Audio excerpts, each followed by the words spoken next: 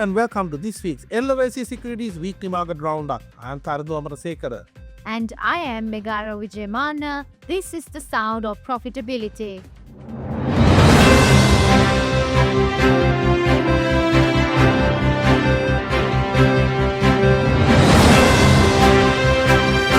According to Sri Lanka's Foreign Minister's Office, Sri Lanka is on the talks about the possibility of purchasing Russian oil after United States eased the sanctions on fuel purchase from Moscow.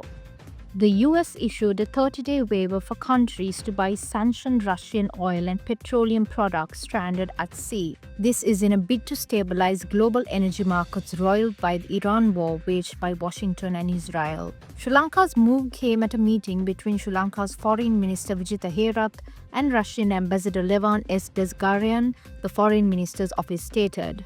Sri Lanka's decision to explore Russian oil comes as the island nation raised the fuel prices as a deterrent to prevent overusage amid limited supply options. Before 2012, Sri Lanka had been mainly relying on Iranian light crude oil, which could only be extracted from the 57-year-old refinery built by Iran. However, the island nation was forced to stop Iranian crude imports after the 2012 US sanction on Iran oil. Later, it switched to Murban crude from the UAE and was compelled to increase refined oil imports. Sri Lanka's cabinet has approved a project to digitalize the Right to Information Commission according to recommendations by the World Bank based on a $200,000 grant by the Open Society Foundations. The RTI Commission, which was established under the Right to Information Act No. 12 of 2016, currently handles all its appeals and hearings manually due to lack of technical tools. The proposed digitalization project aims to make the Commission's operations more efficient. The $200,000 grant will be used to purchase necessary machinery and hardware, develop specialized software, recruit human resource experts and technical consultants, and build the capacity and skills of the current staff. The Asian Development Bank President Masato Kanda, who met the Sri Lankan Prime Minister Dr. Harini Amarasuriya at the ADB Manila headquarters, reaffirmed the strong development partnership between ADB and Sri Lanka. Kanda was quoted in an ADB statement, quote, "We are committed to helping Sri Lanka rebuild after Cyclone Ditwa, while also investing in the country's future by empowering women entrepreneurs and strengthening education and essential skills," close quote. He emphasized ADB's response to the devastation caused by Cyclone Ditwa.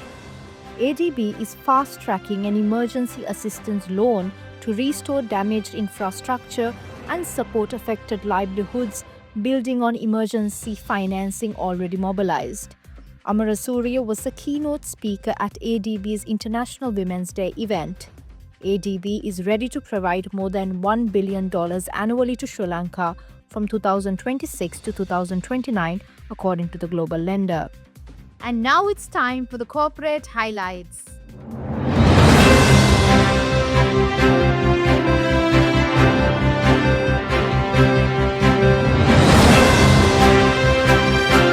India's Mazagon Dock Shipbuilders Limited stated that it owns 201,565,500 ordinary shares of the Colombo Dockyard PLC, which is a 51% stake, despite there being a mandatory offer made to shareholders which were not taken up. The mandatory offer to buy shares at 40 rupees each expired on the 12th of March as per stock exchange filing. Mazagon held 41.73% immediately before the offer and acquired 9.27% from Onomichi, the previous owner, as per a tripartite sale and purchase agreement. Mazagon Dock Shipbuilders is headquartered in Mumbai, India, and is engaged in the design, construction, repair and refurbishment of naval vessels, submarines, offshore platforms and a range of commercial vessels.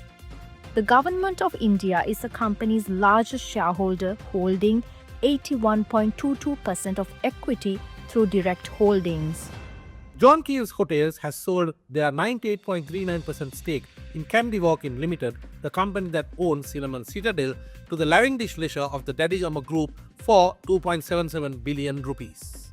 the divestment is aligned with the asset-light strategy of the hotel's business and the commencement of operations of Candy Mist by Cinnamon, the operating entity of which is 40% owned by the company. The deal is expected to close by March 31st. The company said in a stock exchange filing. John Keel's Hotels will maintain its current branding and management for at least 1 year according to the terms of the agreement. The funds from the sale will be reinvested into modernizing and improving the company's remaining hospitality portfolio, John Keel's Holdings said. Here is Tarindu with the ESG update of the week.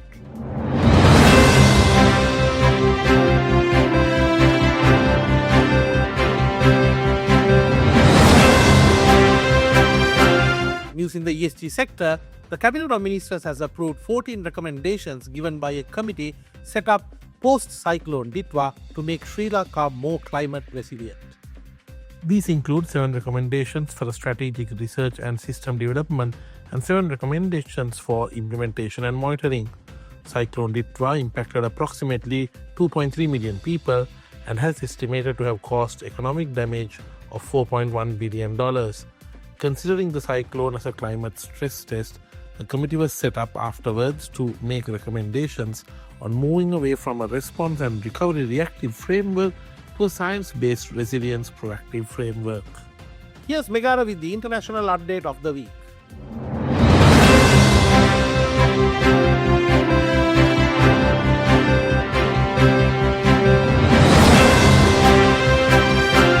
Oil prices surged and the US gas prices rose as Iran intensified its attack on energy infrastructure across the Middle East. And according to a senior official figure, he suggested that the crucial Strait of Hormuz wouldn't be open for ships anytime soon.